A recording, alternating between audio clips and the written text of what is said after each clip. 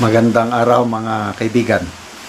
Bigyan natin ngayon ng reaction opinion itong post ng Batas PH 21 minutes ago.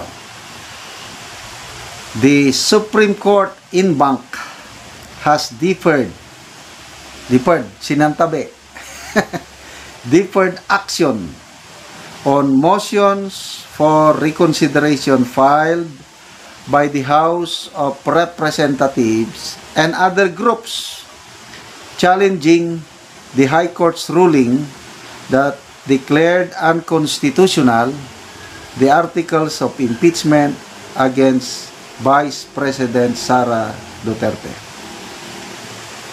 In a Viber message, Supreme Court spokesperson Attorney Camille Sue May Ting told reporters that the motions were on the agenda for Tuesday's in-bank session but were not acted upon. Hindi inaksyonan. Meanwhile, when asked, Attorney Ting did not provide a reason for the inaction. Ano kayang rason ha? Na-agenda na. Nandun na. Sa aking pagka-monitor ha, correct me if I'm wrong,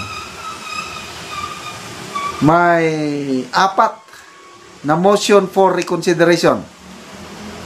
House of Representatives through the Solicitor General plus 3 others. So 4 na nandun na. Anong dahilan? Bakit? Naka-agenda na eh.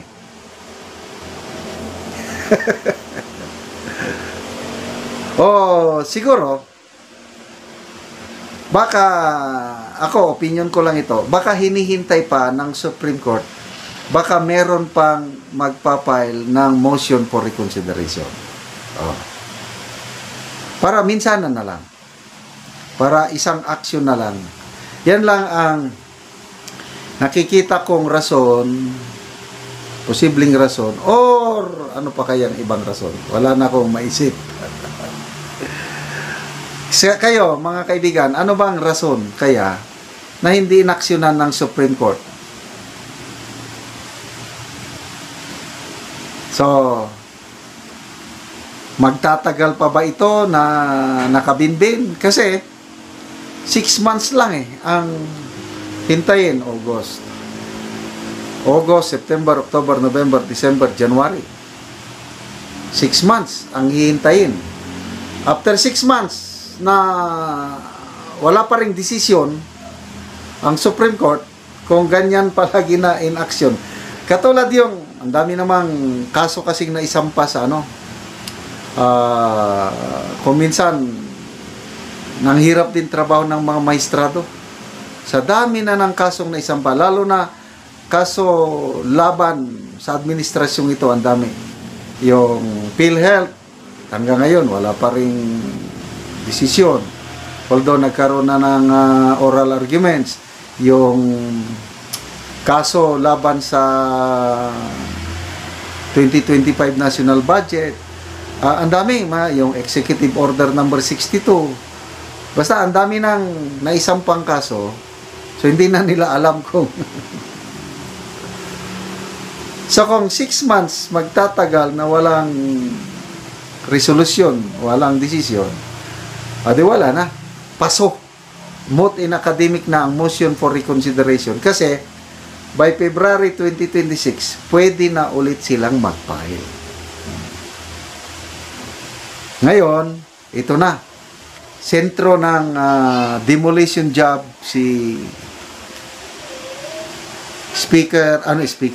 Senate President Chis Escudero, kasi nga yung handling niya ng impeachment case itong kay BP Sara may plano na gustong dapat mapalitan si Senator Escudero by February next year para may pag-asa silang manalo ang kanilang impeachment case. Baka hindi Kasi ang tingin nila kay Senator Escudero, tauhan ng mga Duterte. Parang pro-Duterte. Ako naman, hindi ako naniniwala. Kasi sa isang panayam, klinaro talaga ni Senator Escudero na hindi siya pro-Duterte. And I believe him so. Hindi siya pro-Duterte. So, yung ginagawa niya ngayon sa impeachment proceedings yung nangyari, ano lang, patas lang siya. Kung anong batas, kung anong nararapat, yun lang. Tapos pinapakinggan niya yung mga kasama niya. Kaya nga, nanatili ang kanyang pagiging Senate President dahil maganda yung kanyang relasyon sa kapwa niya senador, nakikinig. Sabi ni Senator Bato, kaya ang Duterte Black nagsuporta sa kanya dahil nakikinig siya. So, ano kaya ang aksyon ng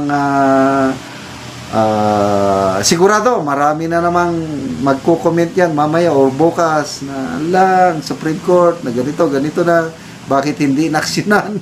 Lalo silang bagulbol kung sa Bisaya, bagulbol, magreklamo, bakit nandyan na, naka-agenda na at hindi pa inaksyonan. Magbasa lang tayo sa mga comments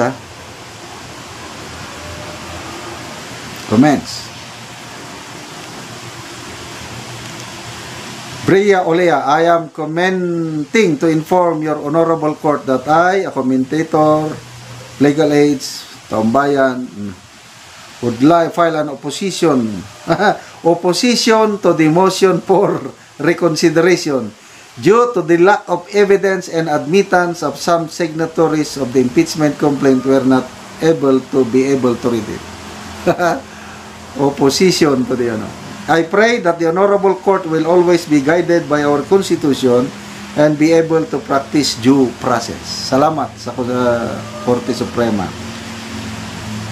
Leonardo Marasigan, the Supreme Court was able to make a very swift decision on July 25 after the House pleadings in July 18, a record less than 1 week amid the storm and this counting work stoppage.